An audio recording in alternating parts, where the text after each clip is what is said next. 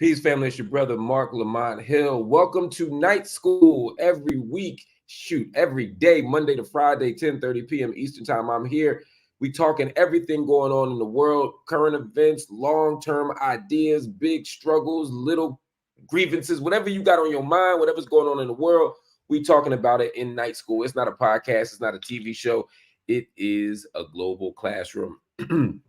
And tonight, as you can see, I'm on the road. I'm out here in Atlanta, Georgia. I'm filming something for the next couple of days. So I'm on the road. But even on the road, I always make sure we make time for Night School because it's an opportunity for me to break down stuff. And so much stuff is going on in the world. But tonight, I got a special guest. This is somebody who you might not expect me to have on the show. This is a brother who we go at it sometimes online. We don't always get along.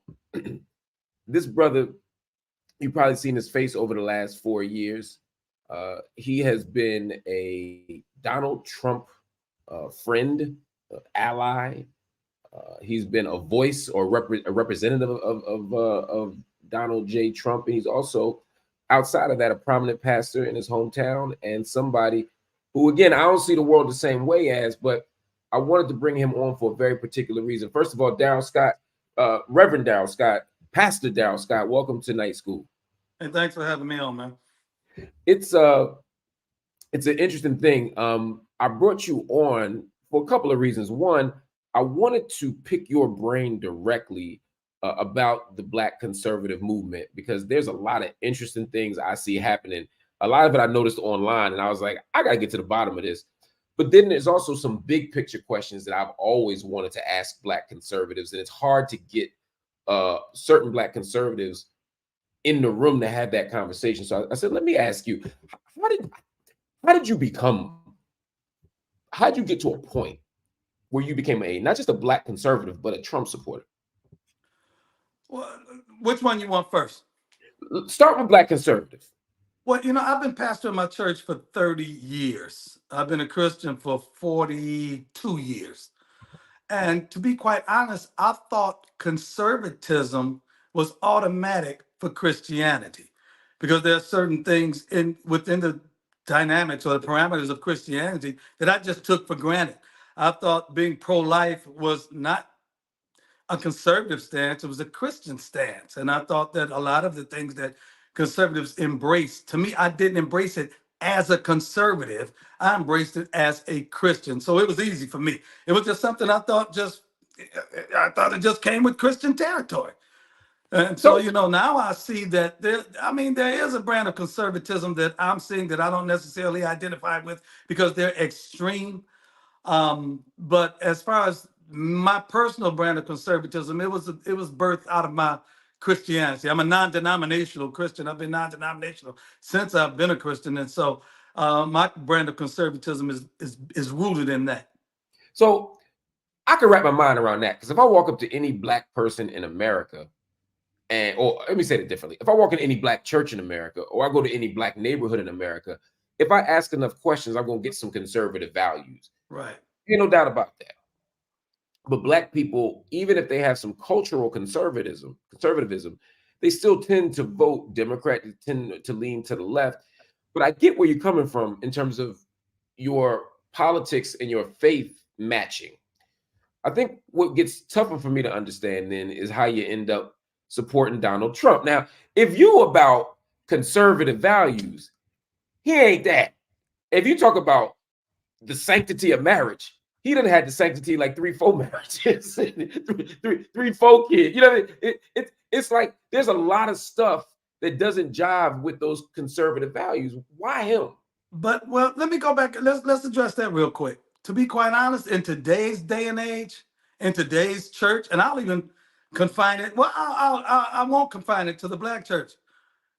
Several divorces among pastors and among Christians is not unusual anymore. I don't condone it. I've been with my wife now, 45 years. But the thing is, it's not as shocking or displacing to see, pastors out here that have been married multiple times, Christians out here that have been married multiple times. And I say this all the time, marriage counseling classes and marriage seminars and marriage ministry and marriage retreat. All that came in vogue around the late 70s, early 80s in the church, and the divorce rate hasn't went down. It's just as high in the church as it is out of the church. It's a sad but true indictment that's the way it is. Now, here's the thing that people will find funny. I met Trump. Trump and I have been friends since 2011. I met him at a prayer meeting. What was he praying for? Was he praying? Was he praying she wasn't gonna keep it? No, listen. This is the God honest truth. I was invited to Trump Tower. Had a friend of mine. You know who was in that meeting too? That I really haven't ever said because they didn't say it. Mace was there. Mace was in that meeting. Yeah. Wow. When I met Trump, Mace was there. Mace was there with Creflo Dollar. Creflo brought him. But anyway, Paula White invited some friends of hers. Her and I go back 25 years or so.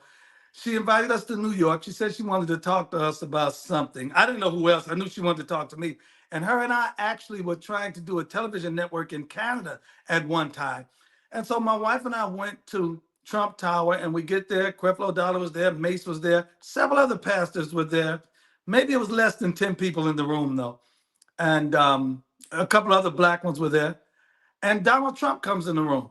And I didn't expect to see him. I thought he was going to stop in and say a cursory hello and goodbye and whatever, because I knew Paula White had a townhouse there, a condo there.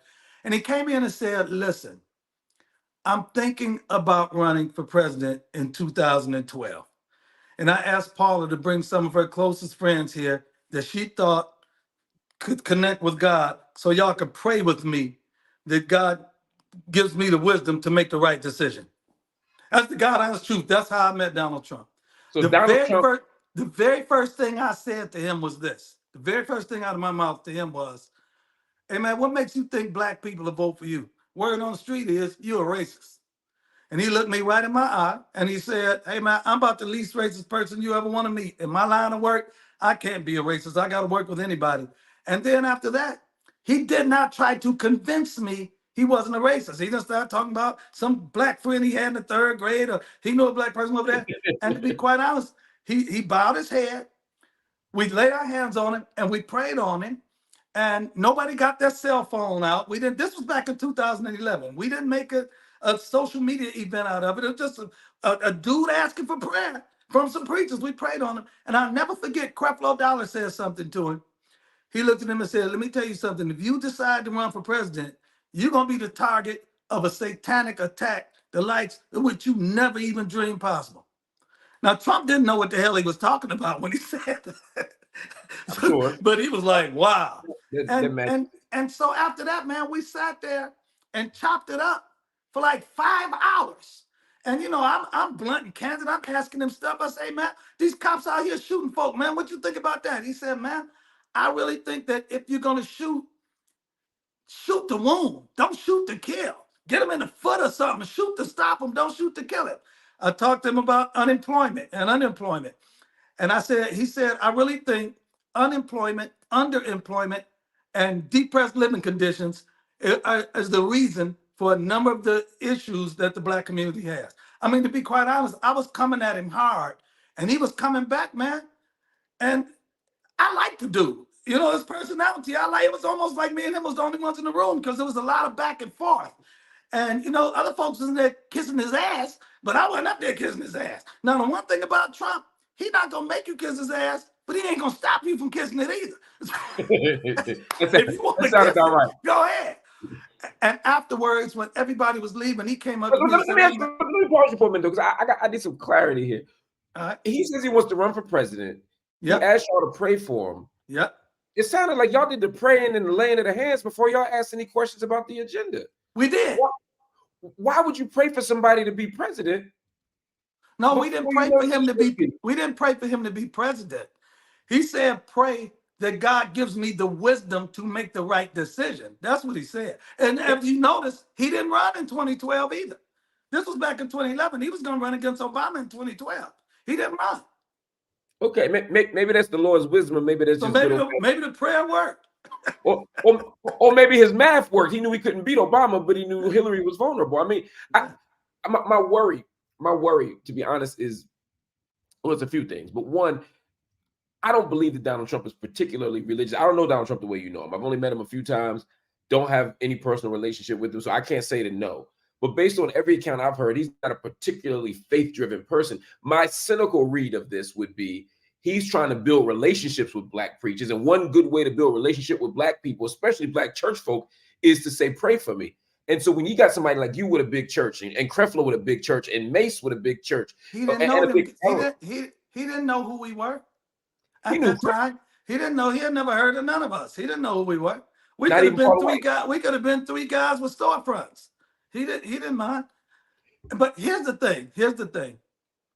When you look at Christianity right now, and I wrap my mind around this, and I'm not trying to look for ways to explain it. I just have to say this. I like the dude. I like his personality. He actually reminds me of me. But the thing is this. All the basic tenets of the Christian faith, pre-existence, virgin birth, sinless life, vicarious death, burial, resurrection, ascension, second coming. He believes all of that. Now, his sanctification process, that's between him and God. Man, I got people been going to my church for 30 years. Don't miss a service. And still struggling with some of the same things they struggled with 30 years ago. I know pastors that have been preaching for 50 years. And for 50 years, they've been whoremongering and a whole lot of other things. So I've learned, the older I get, not to be as judgmental. But I will say this. When he's in the room with preachers, he adapts to position of the lesser and not the greater. He humbles himself. You find that surprising, but he humbles himself when he's in the room. I believe that. That's not like a business decision. That's I don't know, because he doesn't have to. But he does now. I know you're versed in religious studies and stuff. Yeah. You know the tenets of Calvinism, right? Yeah. All right. The 5 tenets of Calvinism, the acronym TULIP: total depravity, unconditional election, limited atonement, irresistible grace, and eternal perseverance. Calvinism basically states this in a nutshell. If you're saved, you have nothing to do with it. God either saves you or he doesn't save you, and none of that. Now, Trump grew up Presbyterian. Presbyterians are evangelicals. Evangelicals are, by and large, Calvinists. And if you're going by that, we can't say whether Trump is in or out. It's the Calvinists say it's entirely up to God. Now, I'm not Calvinistic. I'm Arminian, so I'm of a different persuasion. But according to the Calvinist you believe in human agency in part of this salvation. Yeah. People got something to say about it. I get that, but I guess my point is this: when we choose people based on their values and their religious values, to me, it's not just about whether they have a faith position that aligns with mine. For example, if I say I am Muslim and I believe in these 5 pillars of Islam, I could say that Saddam Hussein also believes in those 5 pillars. Mm-hmm. And Osama bin Laden also believes in those five pillars. So we might share those 5 pillars of faith, but I'm worried about what your faith looks like in practice. So for me, not to judge you as a human being or as a believer, but to judge you as a president. So for me, it's not enough to say, well, he believes in the same soteriology as me. He has the same belief in salvation as me. For my audience, I know you know. I ain't talking about that. I'm talking about, what about preaching good news to the poor? What about how he treats the vulnerable? How does he deal with the least of these? How does he love thy neighbor? So if Trump's vision of loving thy neighbor is to build a wall, or to say it's a shithole country, or to not let them in when they're refugees, to me, that's what I'm worried about. I'm worried about is he the good Samaritan practice, or is he going to have a Muslim ban? That's what I'm thinking about. I'm not worried about whether or not he believes in the second coming, or the crucifixion, or the resurrection. That's good for him as a believer. But what is he going to do as a leader? You get what I'm saying? To me, that's the difference. Yeah, but I understand that. But in a lot of those things, it's about whether you agree with them politically or not. A lot of the things you mentioned, I do agree with them politically. I do believe that open borders is bad for the country. I believe that. How about I believe that just having an influx of illegal immigrants into the country under the guise of being refugees, I'm not in agreement with that. Because I remember years ago, remember when the Haitian boat people were coming over?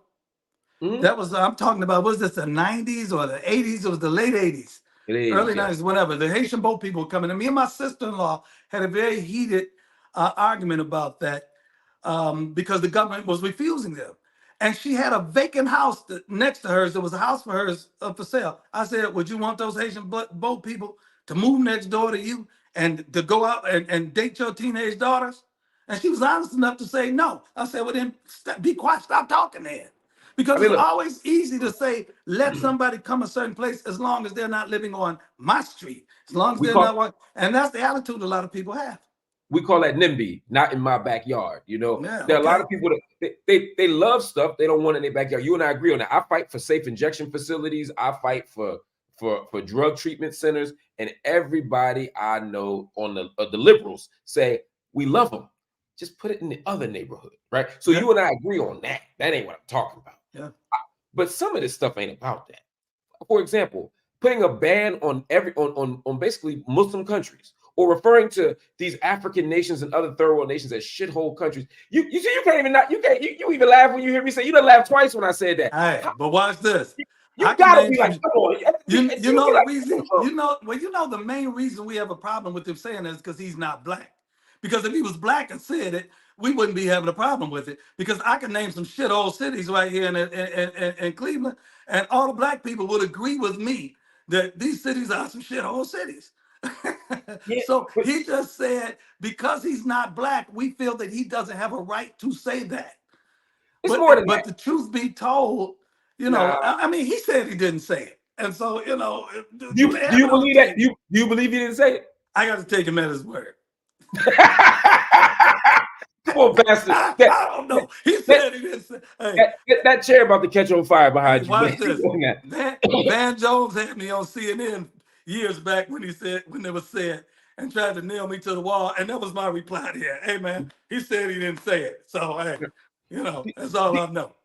I mean, somebody in my audience here said, you know, what about the way Trump treats women? And this goes back to the pastor thing. It's one thing to say, look, no one's perfect, right? All of us fall short. But when you see us, even by Trump's own admission, whether the stuff he's heard saying on tape, whether it's not just getting divorced, but a lack of fidelity. I mean, do you sometimes say, this ain't a man of God for me? Or just to say, forget God for a minute, this just ain't a decent person. I know too many preachers doing the same thing. But they're not decent either. And their churches are full. You get what I'm saying? What would you make them? That's a person's own personal. We can't look and say a person's fidelity in marriage is a presidential qualification because we got to go back to John F. Kennedy. We got to go back to Bill Clinton. We got to go back. I mean, that has been, I mean, that's nothing that should even be mentioned among presidents simply because there's precedent for it in the presidency. So do you disagree with the Republicans going after Bill Clinton for the Monica Lewinsky scandal? No, hey, listen, it's politics. I don't disagree with the ones going after Trump. It's politics. It's politics, pure and simple. But I will say this. I bet a number of the people that's going after folk better hope their secrets don't come out. Well, you know, glass houses, you know what I mean? People definitely shouldn't throw stones from glass houses. I agree with you on that. Now, the thing is this, though. To be quite honest, Trump, when you say how he treats women, I don't know him to have put his hands on women or beat them or oppress them or anything like that. How about grabbing them by the vagina? How about grabbing them by the P word? Now, you know full well he was speaking hypothetically, and he was actually right. What he was saying was hypothetically. He said what he likes to do. He said this is what I like to do. No, he didn't. He said if you're a celebrity, you can do anything. You can grab them by the P word. He didn't say he did it. He was speaking hypothetically, and he was right. You know he was right. You know full well I don't know. Groupies will allow celebrities and stars to do almost anything. Groupies. Yeah, but okay, let's say you're right, right? And I'll take you at your word that that's what, because I don't have the transcript in front of me. If you go back and watch, he was speaking hypothetically. Here we go. I got the transcript in front of me now. Okay, let's see. He said, I moved on her, actually. You know, she was down on Palm Beach. I moved on her and I failed. I'll admit it. The voice goes, whoa. He says, I did try and fuck her. She was married. Right. Okay. I moved on her like a bitch, but I couldn't get there. And she was married. Then all of a sudden I see her. She's now got the big phony tits and everything. She totally changed her looks. And then he keeps going. And then at some point, he said, that's her with the gold. I better use some Tic Tacs just in case I start kissing her. You know, I'm attracted to beautiful women. I just start kissing them. No consent. Okay. No consent is my addition. He said, I just start kissing them. It's like a magnet. Just kiss. I don't even wait. And then he said, when you're a star, they let you do it. You can do anything. So he said what he likes to do. When you're a star, they let you do it. You can do anything. Billy Bush says, whatever you want. He says, grab him by the pussy. You can do anything. Yeah, he was speaking hypothetically. But you know, notice something. For what we know, he could have been lying. I'll tell you this much. When he said locker room talk, okay, then you know what? I could think of no other explanation that would have flew other than that, because every man can relate to that. Every man can relate to talking stuff to the fellas about what they did or what they didn't do or what they could have did, should have did, would have did. But here's the thing, Doc. I've been in locker rooms. I've been in frat houses. I done heard the wildest shit imaginable. But none of those people in the locker room who talk like that would I want to be my president. Not one of them. Well, hey, all I know is this. At the time, he said that he spoke of it in the past tense. The bottom line is this. You want somebody that you think can do the best job. And you want somebody that you think can do a better job than the other person. And that's the reason I don't check the credentials of the people that come to cut my grass, the electrician, the plumber, anybody, the banker. When I go to the bank, I don't make sure the manager is this type of that type of person. This guy was hired to do a job. He's running to do a job. And I think he was the best person for the job then. And I still hold fast to that now. I'll tell you one thing. I don't necessarily check background of my plumber, my electrician, or my carpenter. I'd like to think that the president might be a slightly more highly skilled job in certain ways. I might need some more background before I give somebody the nuclear codes than before I give them my lawnmower. But listen, even if you're right, I'm saying, what if the dude shows up to be your plumber and you find out that he got somebody else's stolen pipes in the back of the truck? You're going to pay attention to the signs. I'm just saying Trump gave us some signs. But what I'm saying, the Trump that ran for president was not the man that said that. The scripture in the Bible says, Lord, if you mark iniquities, who can stand? And the bottom line is this. All of the moral indiscretions or infidelities or failures or transgressions that they said about pre-candidate Trump, when he was a private citizen but a public figure, he was not a public servant. He doesn't have a tainted track record as a public servant. There's no record as him as a public servant of grabbing booties at the White House and grabbing pussies at the White House. It might not be no tainted record of him grabbing booties, but it's a lot of records of him grabbing ballots. He's on like 7K. He got more cases than them Negroes in the locker room. Man, come on, you know them cases. There's some bull crap. You know that. I know all that. Of them. You know full well. That Stormy Daniels case is some bull crap. You know that. I know that. Everybody know that whole Stormy Daniels case, that's some bull crap. You agree that he had an inappropriate relationship with Stormy Daniels. You're not disputing that. You're just saying the other part of it. Well, when you say inappropriate, that's not my call. That's his wife's call to make.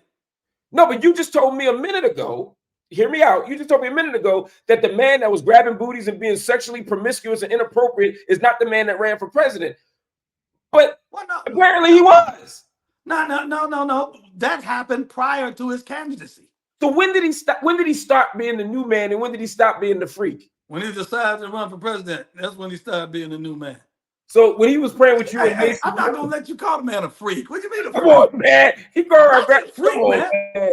He a stone cold freak. The man was a billionaire celebrity. You're just explaining why he was a freak. That's all you do. I'm not calling him a freak. I'm not saying you are. I will say this. I know preachers that have put him to shame. Man, I know. And I can name some names that you know them too. I know 15 preachers that could put him to shame. All right. And we ain't saying they should get out the pulpit. Yes, I am. Yes, I am. Get their ass right now. Don't pass go. Reverend Diddy, Dr. Diddy, Bishop Diddy, all of them, they all the same. All of them freaks, man. Let me ask you a question before. I want to ask you something else. What did Mace say in the room? I'm fascinated by Mace. Actually, he didn't say a word. He Mm. introduced himself. He gave his name, and he did not say a word. He sat there and he watched. Mm. Has he been part of the Trump No, pastor meetings or anything like that? I never saw. No, he's never. That was back in 2011. I never saw him out there. And I never said his name. Really, this is the first time I'm saying that he was there, only because he never said it. And even with Creflo, I never said that he was there because he never said it. And I didn't want to be the one to out him, but I figure now it's been 13 years later, I can say their names. I don't think they'll be upset, but it wouldn't attract as much attention as it would have if I'd have said they were in the room back then. And if they didn't want to say that they were there, it wasn't my place to put them in the room. Fair enough. Let me ask you a question about something else.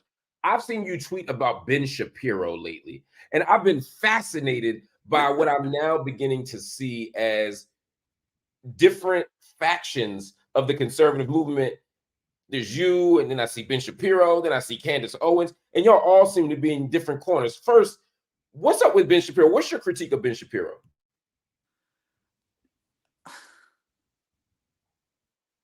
I don't know, man. The guy is just, these guys get out there. Is he racist? They get to run in their mouth, and I think that they just think they need to say something provocative in order to sustain them wherever they are. And what I made a comment about him today because, he's talking about the treatment of Jewish people, and he wanted to bring blacks in. And I'm like, hey, man, don't bring us into y'all stuff, because we ain't bring y'all into ours. I mean, to be quite honest, I'm getting tired of everybody pointing at black folks now as if we're some privileged race. Like, all of a sudden, we have the privilege. Wait a minute. Y'all told us to stop being victims, and now you're claiming and embracing victimhood and pointing at us as if we're the privileged segment of society. I'm like, wait a minute. Here's what you see now that you didn't see then. And when I say this, I think you're going to agree with it. 2016, I saw something come out in 2016 that I never thought I'd see before. For years, black people, we were voices crying in the wilderness of America, so to speak, about being targets of racism. But since 2016, now you got white people calling other white folks racist. We're sitting back while y'all call each other racist. And it's amazing right now. But Ben, now they're trying to somehow split this narrative as if black people, we're walking in a privilege that white people don't have, and that's not so. And I don't like it. And I don't care, man. Some people can be quiet about this stuff and not respond, but I ain't built that way. I have to say something. Do you believe Ben Shapiro's racist?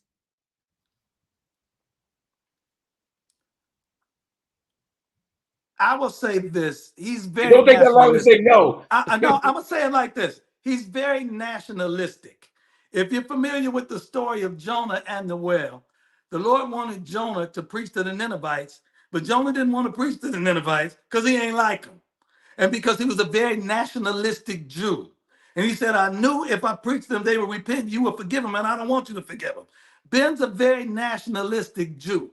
And so, to be honest, it's not about black, white, racist to him. It's Jew and non-Jew. So does he have a preference for Jewish people as a race? Yes, he does. Do you think Donald Trump shares that assessment? No. Okay. No. Why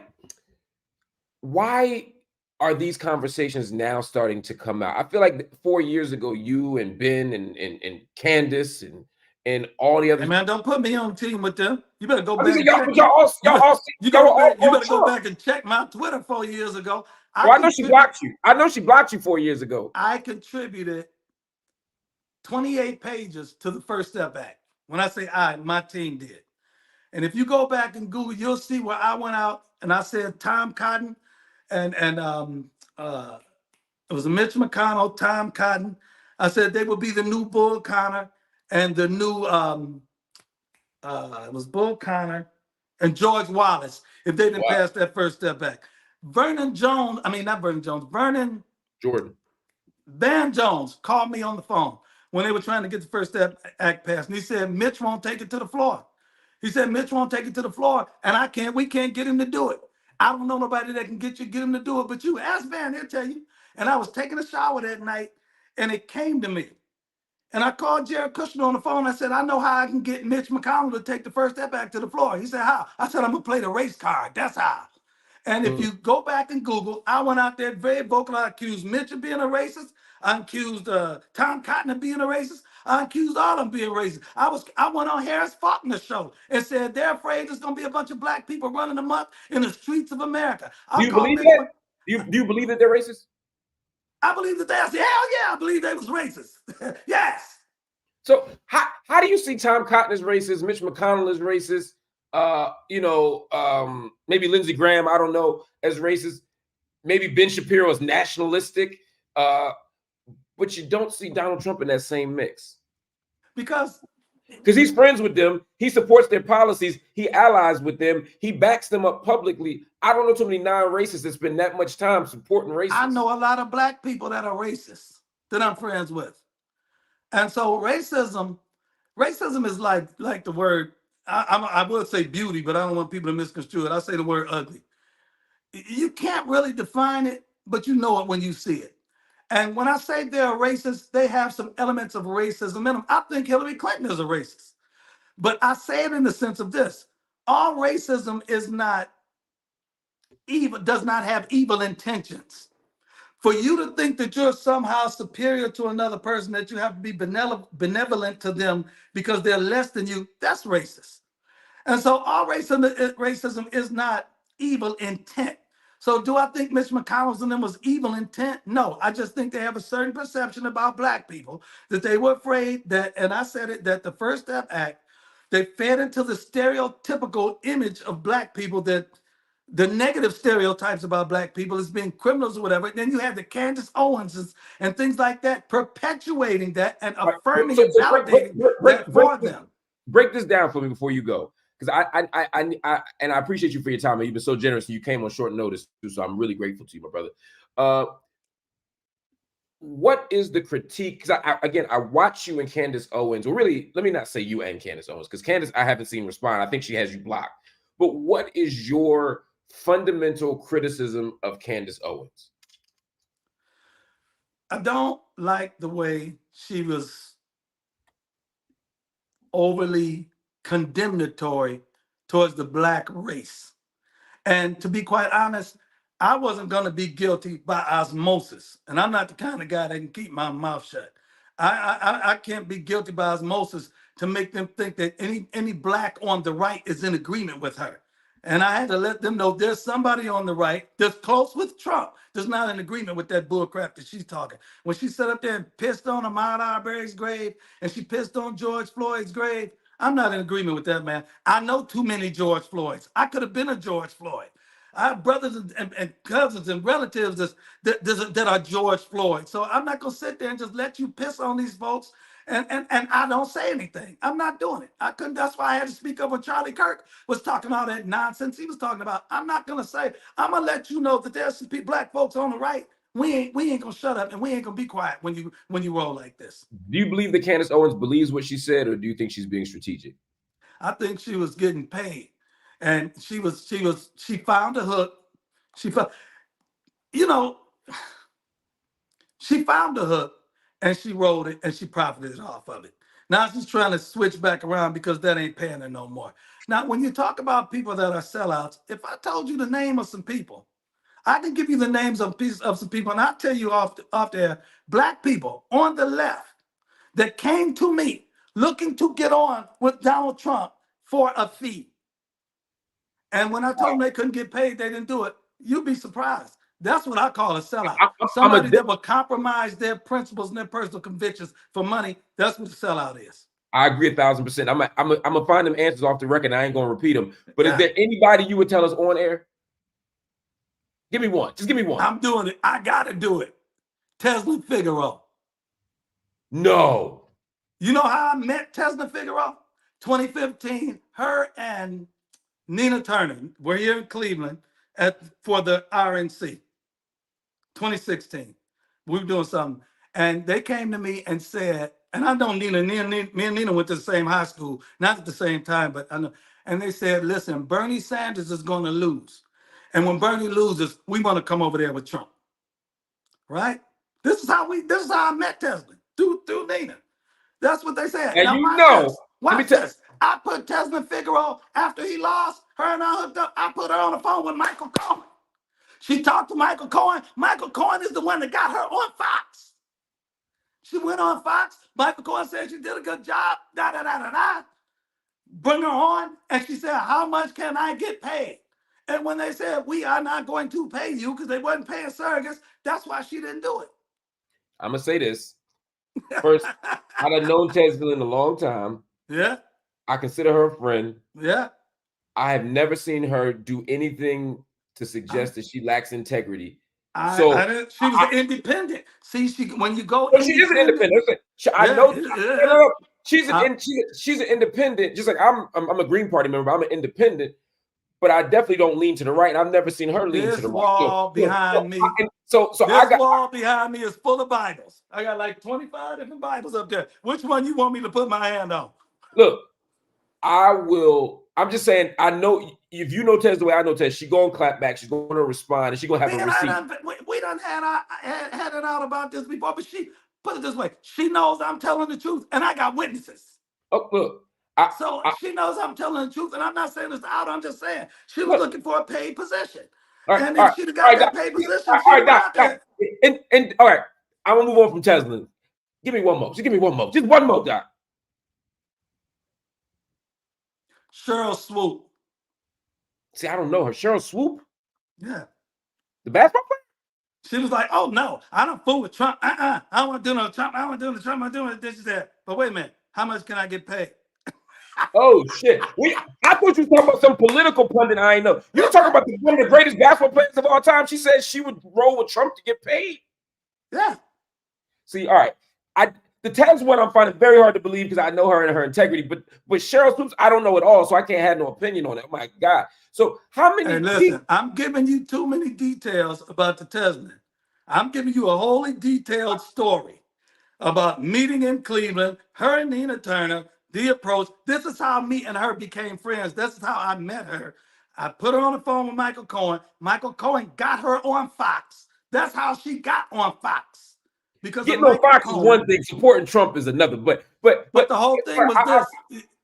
It was a paid position to be a Trump surrogate. And when they didn't want to pay her, she didn't do it.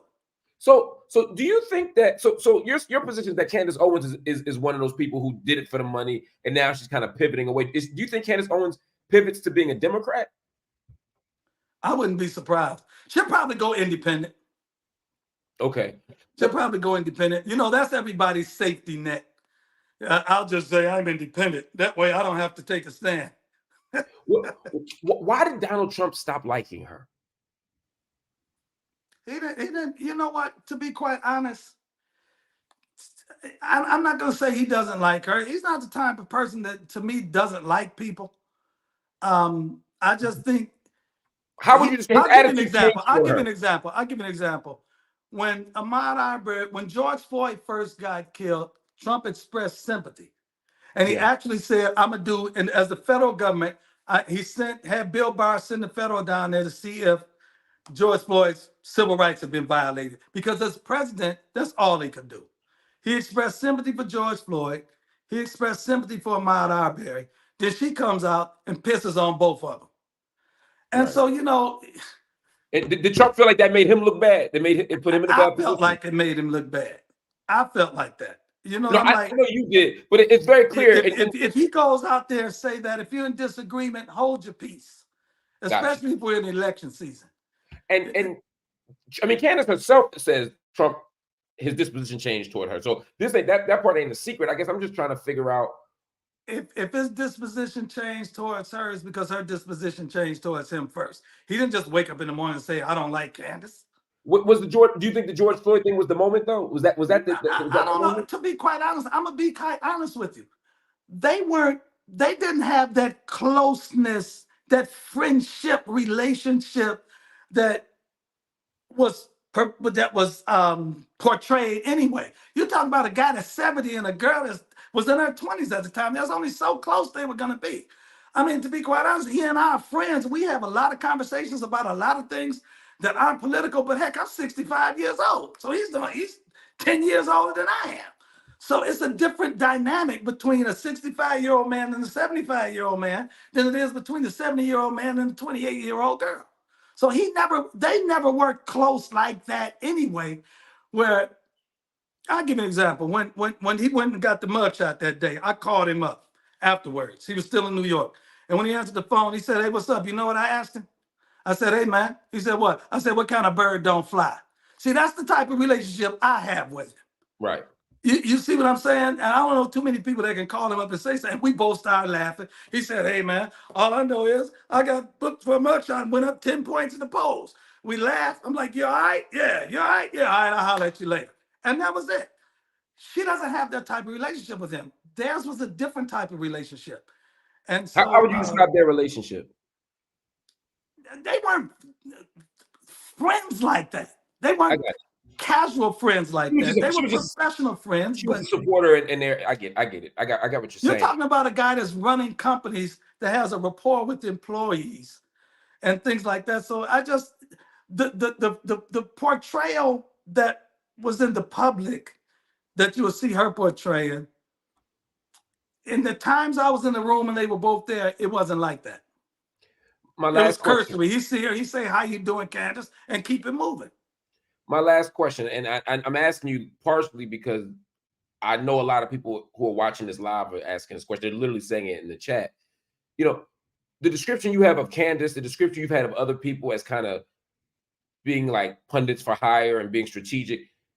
There are a lot of people who say that about you. They say that you took this road because it's the short line, that if you were a Democrat or you were a Biden supporter, you wouldn't be on TV, you wouldn't be in the White House, you wouldn't have the surrogate role. But because it's Donald Trump and he ain't got a lot of black support in 2016, it became much easier to be where you are. What do you say to those people? First of all, I've never received a dime from Trump, the Trump campaign, or the RNC. Not one dime. That's number one. Free? You do this for free? Not one dime. Wow. I went out there with Trump because from 2011 to 2015, he and I developed a friendship. And he called me in May 2015 and said, "Hey, I'm going to run. You with me?" "Yeah, I'm with you." At that time, he's number 17 in the field of 17. Nobody gave him a chance. If he loses and rides off into the sunset, I ride off into the sunset with him. He won. What the hell you want him to do? Give it back? Turn it down? Nobody expected him to win. The people around him. I remember telling him one time, I said, "Man, if the people out there can see what I see back here, you can win the presidency." But they didn't give him a shot. And you know how it was back then. You and I used to go back and forth on CNN and stuff back then. They called him a clown. They thought he was a circus clown and everything else. But he turned around and won. So I didn't do it for money. I did it because I'm black. And what do black people do? We ride or die with our friends. And he was my friend. And I rolled with my friend. And my friend messed around and won. Now what I'm supposed to do when he won? Say, when he get locked up, you gonna be wearing. When he get locked up, you gonna wear them airbrush free Pookie t-shirts. You free to Don. I tell you one thing. I tell you one name that ain't came up in nobody's investigation. I tell you that much. Hey, you know when to stay clear, Doc. All right, well, look. Daryl Scott, everybody, is somebody who has been in the political conversation for some years now. He said some provocative things, some very provocative things. Can I add one more thing? Can I add one more thing? Yeah. Since 2015, I probably lost about $20 million supporting Trump. How so? I own a radio station, an AM actual radio station. Have daycare, I have daycare, my church, bank wall business, whatever. They boycotted my radio station, boycotted the daycare, boycotted my bank wall business, boycotted the office space I was renting, and I lost 500 church members. Altogether, about $2.5 million a year in revenue. Multiply that by 8 years. That's $20 million. So I've lost about $20 million supporting Trump. So doing it for money? Nah, that was never my thing. But you know what it was, Mark? I ain't let nobody punk me. If I don't support the dude, it's because I don't want to support him. But I ain't gonna let no folk gang up on me and tell and pump me out of supporting him. That's just So it all was it is what? too. That's just I ain't built like that. You ain't gonna pump me. For $20 million, About $20 numerous million. friends, and community respect later, you still feel like it was worth it? I'm not one to look back and cry. Was it worth $20 million? Somebody has said, if you could do like this, if you could would do I it all pay over $20 million to support Trump? No. But did I pay $20 million to support Trump? Yes. Would I? No. Did I? At least you told the truth. I'm glad you ain't lying. Like, yeah, I'd do it all over again. If you could do that shit again, you'd have $20 million and an independent ticket. That's like a guy getting married. You don't plan on getting divorced when you get married, but after that divorce settlement, she take half your paper. But you know what? I'm not whining about it, man. It is what it is. And like I said, hey man, I came up in the streets. And bottom line is, I ain't let nobody punk me. If I decide not to support him, it's because I decided not to, not because of any external pressure upon me. But you know what's sad? A lot of the preachers and a lot of the people that turn their back on me, you'd be surprised at the phone calls I get now from people that want to get in and want to come on board. And to be quite honest, every week I had a ton of black people at the White House when Trump was president. A lot of them were hiding, didn't want the media to know, didn't want to know they were up there. But if I name names, but I will say this, back in 2015, this will surprise you. Back in 2015, Jesse Jackson told me, he said, hey man, you over there with Donald? You stay over there with him. Because if he wins, we need somebody in there. Jesse told me that out of his mouth back in 2015. That sound like him.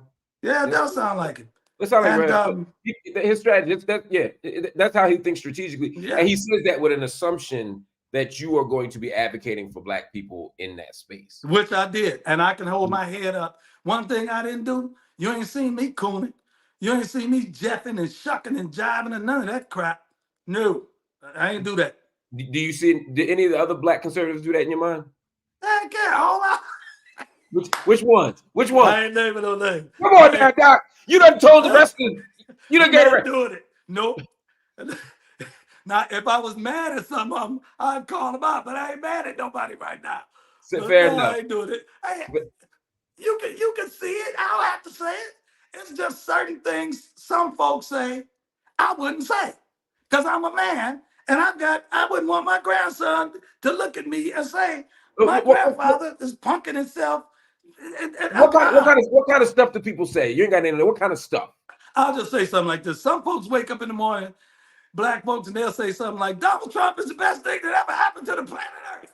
I'm not doing that. He's my friend first. I give him his respect as a president and all that, but I'm going to be honest, I value he and I's friendship the most. Do you think when somebody like Tim Scott does jump up and do that, do you think, does Donald Trump not respect him? Does he laugh at them behind their back? I don't know. I really don't know. You know, I haven't had that type of conversation with him. I know I'm laughing at him behind his back. I laugh at him to his face. If I see Tim Scott, I'd be like, man, how you stand up there and say that stuff like that?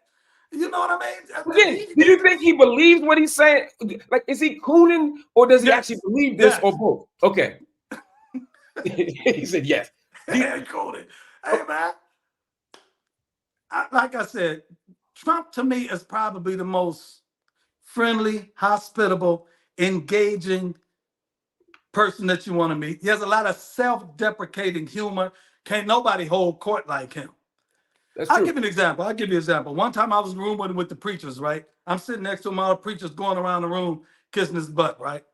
And one of them said, Mr. President, you're like John the Baptist. And I leaned over to Trump. I said, man, you're John the Baptist now, huh? And he looked at me and said, I've been called a whole lot of things in my life. I ain't never been called John the Baptist before. I'll give you one more. I took a group of black preachers. Most of them were on the left. It was the day John Gray went up there. You remember the day John Gray went up there? Okay, it's John Gray, several other black preachers in the room. I would say 12, 13 black preachers in the room. Trump lets them go around the room, each one of them to talk, right? Them guys chap their lips on Trump's behind all the way around the room. I'm just sitting there. When I say chap their lips was chapped from all the butt kissing they was doing. By the time they all get through chapping their lips, 3 or 4 minutes apiece for 13 guys, it's over an hour gone, right? Yeah. So he looked up and said, hey, man, I got to go. And so he went in the room, he's Daryl, come get me. And so me and him went back and talked about something. When I came back, I said, man, y'all blew it. That's what you talking about. I said, man, y'all had an open windows moment. So what do you mean? I said, y'all got the president of the United States and these cameras in here. You could have asked him anything you wanted to, and he couldn't have said no on camera. And y'all stand up here kissing his ass when y'all should be standing up here and saying, hey, I'm so-and-so from Pilgrim Jubilee Baptist Church. We have a food program and we need funding. I need this and I need that. They didn't do it. They didn't do it. They all went around the room. Then they all ran to CNN that night. I'm not going back up there no more. I'm not doing it no more. I'm not doing what I saw behind is just different, man. I'll never forget Trump said to Jim Brown that time when I took, hey, you got on Jim for two. Did you call Jim a coon? No, I ain't called Jim a coon. This is what I said. And I do got to run because it's 11. Right. I said that there were a bunch of mediocre Negroes up in Trump Tower. Now, the hit dogs holler. Jim Brown didn't say nothing to me. Steve Harvey. I spoke up. I clapped back. Yeah, but see, that's the thing. I was really talking about the brother from Georgia. I know what you're talking about. So what's his name was dating his daughter. I ain't gonna say who, but you know what I'm talking about. Yeah. But watch this. Trump said something up there that day that showed me the type of person he is. When Jim was up there, he had Jim explaining to him about the American program.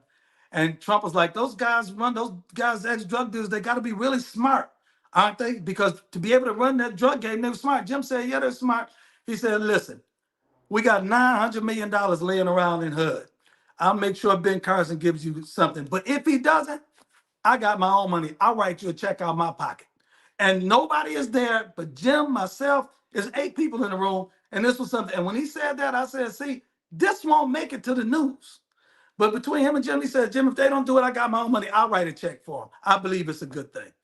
I believe that. And I believe Donald Trump would give Jim Brown money because there's a value, there's a payoff in that on the other end. But we're gonna talk again, Doc. I got to go because I got to cover some other stories. All right, man. Thank you so much for coming on, man, especially on such short notice. All right. Good looking. Thanks, man. All right, y'all. That was Daryl Scott. We had a interesting exchange earlier today with Candace Owens, Ben Shapiro, and him, and so I wanted to get to the bottom of that. We went in a different direction, but I think it's always interesting to get the insight of people from other perspectives, other directions, as it's happening. Now, he was talking about Tesla and Figaro. As you know, if you saw my head like this, because I'm texting Tez that's going on, like, yo, he was on the show. He said this. I need you to know that this happened because I don't want you to be surprised by it. But I do, you know what, History Discovery? Yeah, hit the like button, y'all. That's right. Hit the like button. Help out the algorithm, man. I'm struggling up here today. I want to get to another story, though. And then we're going to take some live Q&A from you all tonight. First of all, Morehouse College.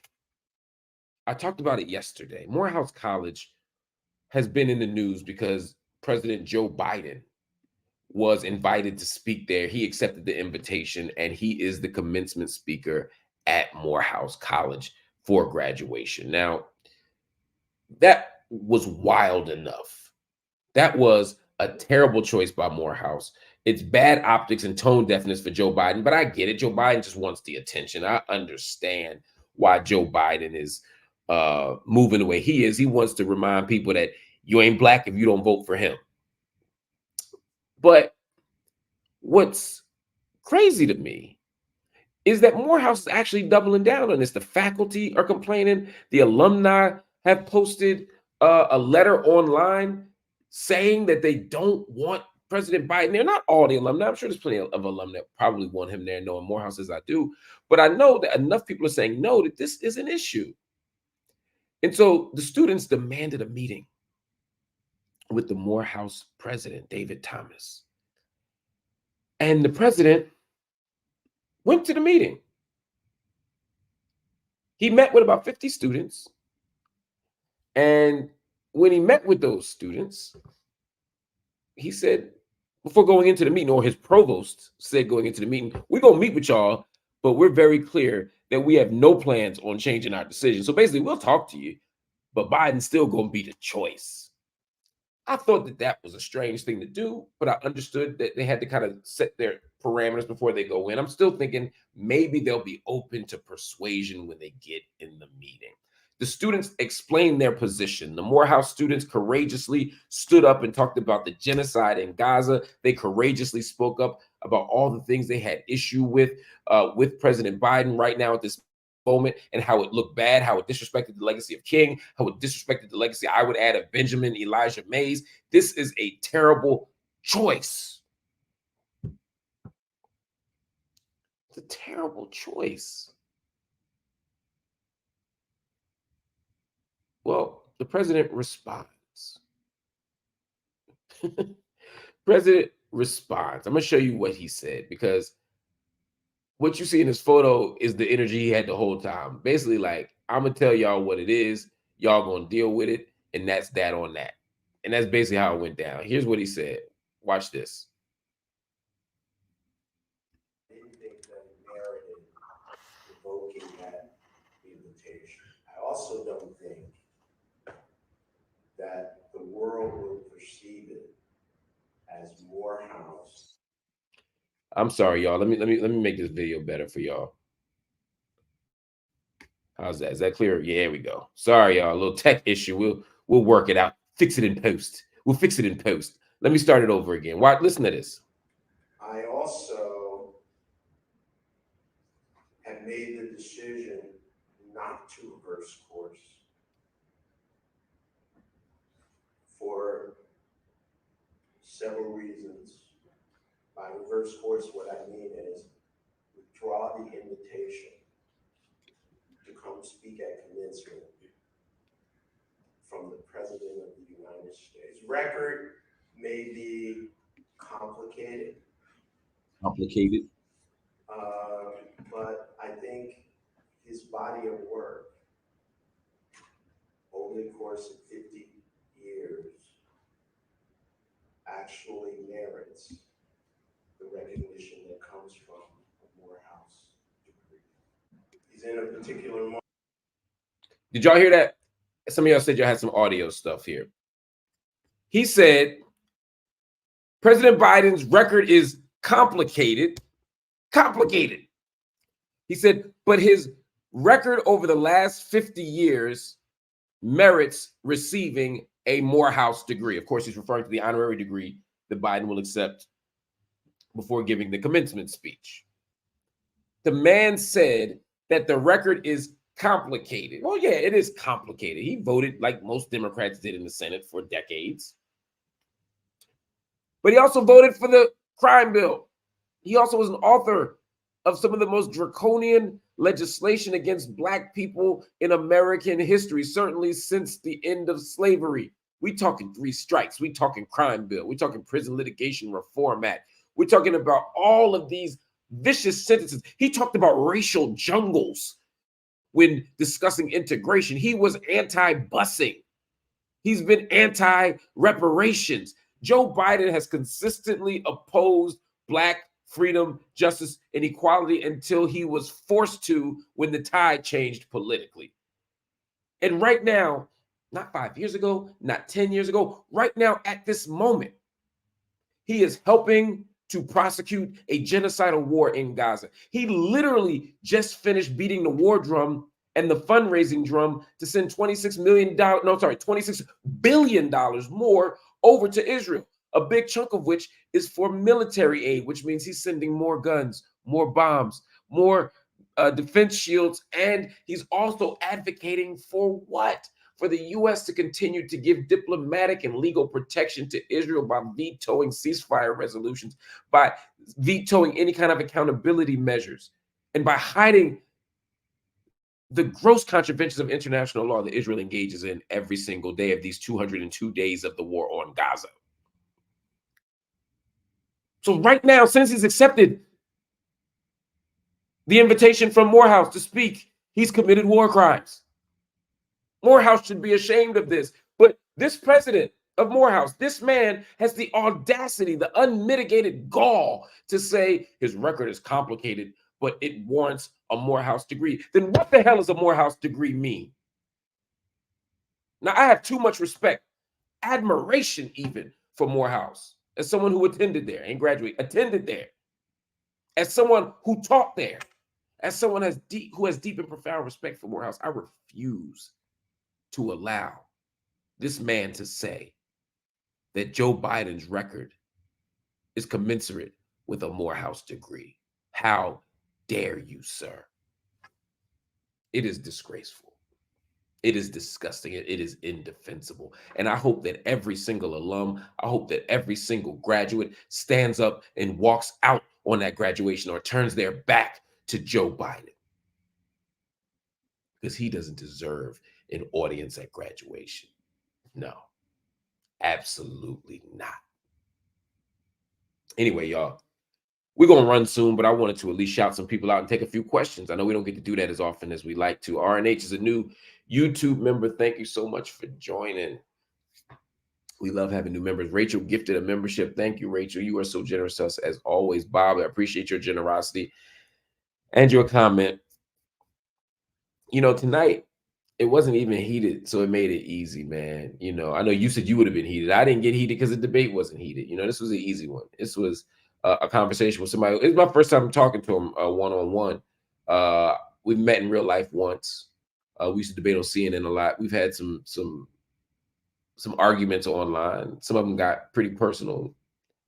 But at the end of the day, I'm trying to achieve a goal here, and that is to educate the public. And I want y'all to know the logic and the thought processes and even the behind the scenes action that's going on in the political world, including on the right. And what he said about some of these political actors, what he said, I gotta say, his Tim Scott comment made me laugh, but you know, it's important that we know what's going on. Anyway, AMF, I want to thank you for joining the channel. Becoming a member means so much to me. It means so much to the work we're trying to do in the infrastructure we're trying to build. Venetia David, oh, my sister, she gifted 10 memberships. 10 memberships. You are so generous. I'm so grateful. I cannot believe how generous you all are and how much love y'all show, man. It means so much to me, and I'm so happy that you did it. Literally Fake said, join this channel subreddit. I didn't even know there was a subreddit. I feel it. I don't know how to feel about that. Did I get left out? Or is that how that works? I don't know. Anyway, y'all, questions. Drop your questions in. I'm gonna take questions until for about let's see. I ain't gonna get no time. Some of y'all, one question might take me 20 minutes.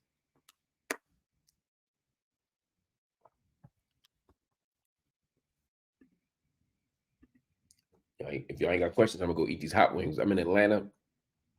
Let me tell you something. Tell you something about life. I'm 45 years old. I got the night to myself in Atlanta. In my 20s, that would have meant I was outside. You know what it means at 45? It means I got 20 Dugan's hot wings. I'm about to order me an adult beverage, and I'm about to watch the end of this Lakers Nuggets game while eating hot wings in a bed that I ain't gotta make or change. I ain't got no baby waking me up. I am going to live the old man life before waking up at 6 a.m. and going to work. Life is good, y'all. I'm just trying to tell you, it be the little things, man, that you don't even understand until you get older, y'all. Bob Forster, you got experience with that fool. Look, man, he was a guest who I am grateful came on short notice, and I got to tell you, I have a policy. Look, if somebody comes on the show, I treat them with dignity and respect unless something crazy happens. He was, you know, respectful. And any disrespect he offered was to Candace Owens and Tim Scott. So, and I'll be curious to know how Candace and Tim respond to it, but that's on them, man. That's on them. Questions. You got questions coming in, man?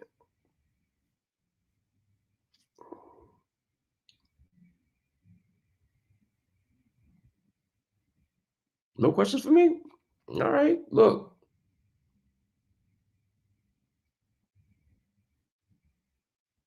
No questions? Okay. Now, y'all always be asking for office hours and this and that, and ain't no good questions coming in. All right. I'm going to head over then to the Gaza update. So everybody meet me over on the Gaza update. If you're going to do that, we're going to do the War on Gaza Day 202. I'll meet you over there. right now. I'll see y'all later. Everybody hit the like button.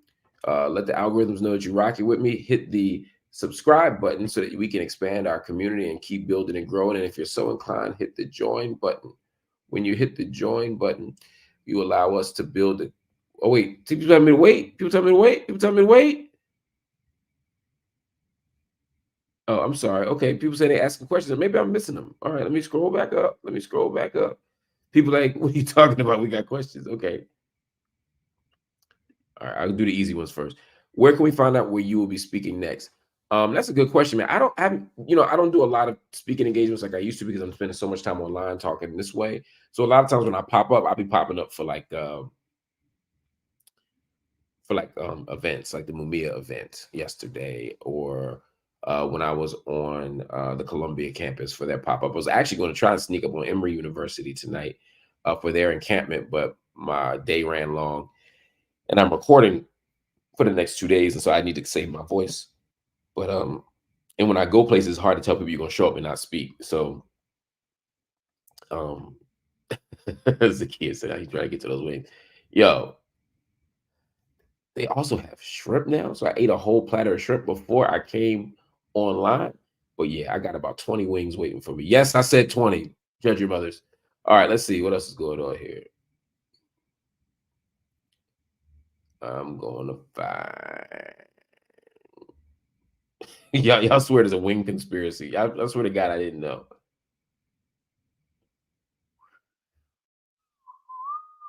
You going to? Yeah. I was going, bro. I was going. As a matter of fact, if their encampment is all night, I might slide over there. I just don't know. I don't want to get locked up. I can't. I don't want to get locked up at 2 a.m. But if there, I would come out and show love, man. I believe in the cause, man. What are the hotels like? I don't know. So again, when I'm in Atlanta, because this is like a second or third home to me. I order Dugan's wings, and if Dugan's is closed or too far away, I go to JR Crickets because they use the same recipe. It's the same company. So I didn't look in the snack bar. I didn't get any of them $50 gummy bears out the joint. All I did was get my wings delivered. I watched the end of the Sixers game, and then I came online with y'all. And part of why, to be honest, if y'all just don't mind being fully transparent, I had a very long day of recording, about 6.5 hours straight of talking, and I was losing my voice and I was tired, and I didn't want to do an hour and a half of night school with me doing most of the talking. So I said I need a guest, and I knew that having a guest who likes to talk, is a good talker, and had a perspective that I would need to listen to more and not debate, because debate becomes more intense. I didn't want to debate. I wanted to hear another perspective, but also press. And that's why I brought a guest on such short notice. It's literally because of that. Abel said, and yeah, thank y'all for repeating your questions. If I missed it, it's okay.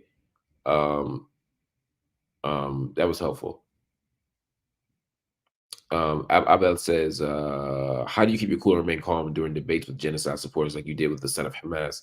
I was amazed watching it because several of those questions were so ignorant. That's a great question, man. Sometimes I'm not actually calm. I'm actually quite angry.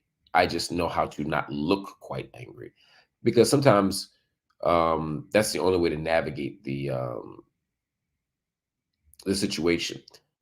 Also, it's much easier for me, and part of this comes from raising children for me. And I'm not trying to infantilize my political opponents or my interlocutors or anything like that. But there's a way, like when you raise a teenager, sometimes teenagers are trying to push your buttons and they're saying things to get a reaction. And the way that you stay calm is by knowing that what's frustrating them the most is you not being mad. So I'm actually getting satisfaction by being calm because I know they want me angry. So if you want me angry, then I'm not going to get angry because it just makes you happy. I'm trying to make you mad. So I stay calm because it pisses you off. At the end of the son of Hamas debate, I was visibly frustrated, I think, because the audience was getting more like rowdy and disrespectful, and they were so condescending and yet simultaneously dumb. And that's a hell of a mixture when you're like dumb but talking down to people as if you're not dumb. And so that's frustrating to me. I was a little frustrated at the end of the debate. I mean, at the top of the debate too, because a lot of the questions that I was asked were questions that I wasn't prepared for. And by prepared for it, meaning they didn't give me the questions ahead of time, although they promised. So if you do an Oxford style debate, they're supposed to be emotional on the floor, and then the people respond to it. One is answers in the affirmative, the other does the opposite. I was told we're going to do like 8 questions, and you'll have to assume the affirmative or not.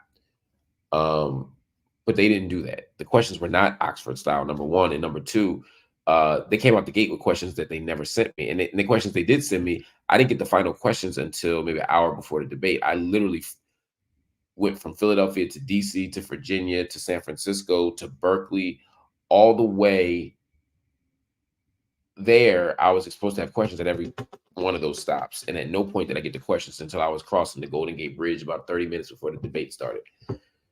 So I was very frustrated with the organization of it.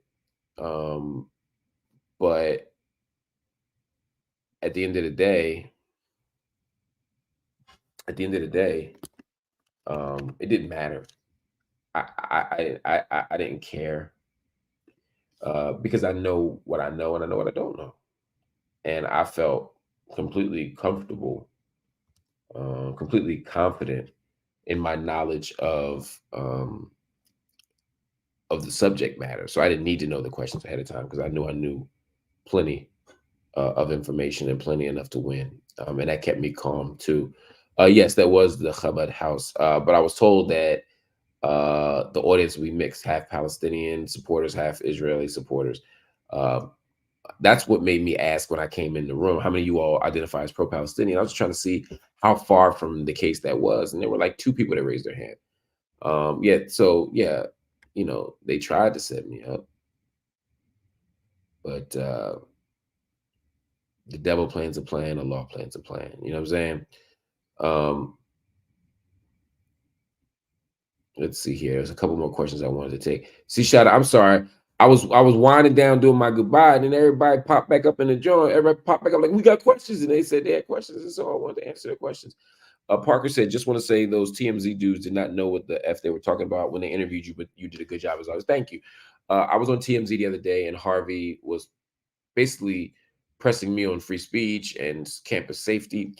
And a thing that I wish I would have said to Harvey, who I like a lot, and I get along with a lot, we just disagree on this issue, is being uncomfortable is not the same as being unsafe. And a lot of the students on campus that say they feel unsafe are actually just uncomfortable. And look, if you've been denying Palestinian freedom your whole life, either not in terms of you being a denier, like you're imposing laws, but in the fact that you just never considered Palestinian liberation or freedom, or you embraced Zionism as the norm of how to live in the world, how not just the Israeli state should function, but how the United States should function in relation to the Israeli state. If you've always grown up normalizing Zionist values, then yeah, when you suddenly start hearing about one-state solutions and shifting demographics, yeah, it might feel uncomfortable.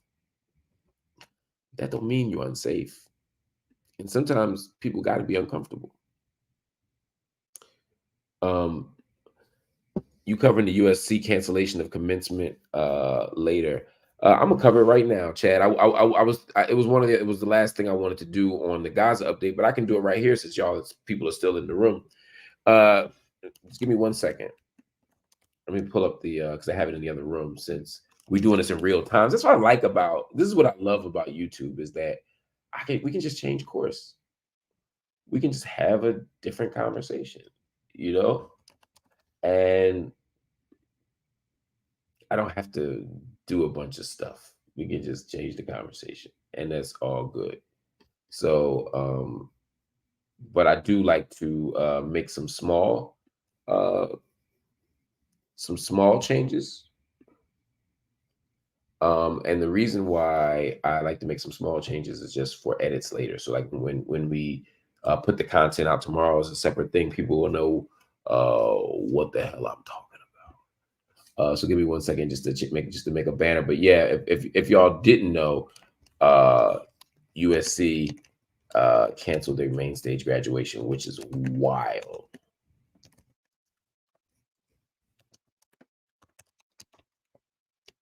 As you see, I'm a one-man band here. So the University of South, see, I'm about to fuck that one up. 3, 2.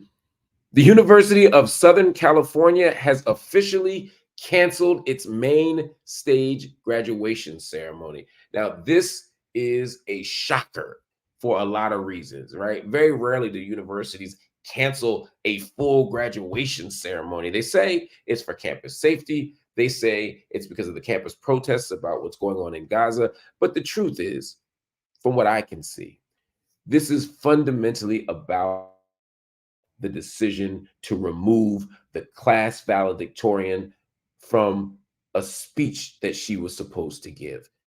That's what this is really about. The graduation is set for May 10th, and over the last 2 weeks, the decision has been made very clearly and very controversially to remove the graduation speaker, who was a South Asian Muslim woman named Esna Tabessum. It's Esna Tabessum.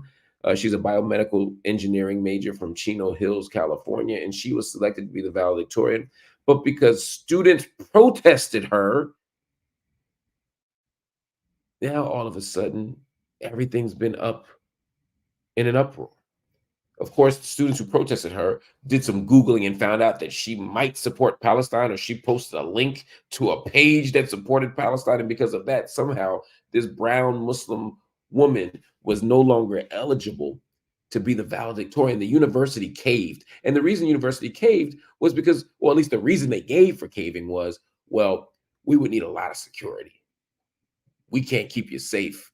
Or we could keep you safe, but it would look really bad to have all that security and all that infrastructure. And so we'd rather just not have a valedictorian speech. A valedictorian speech will be too much of a mess. Here's what they told her. So they took the biggest day in her life away from her.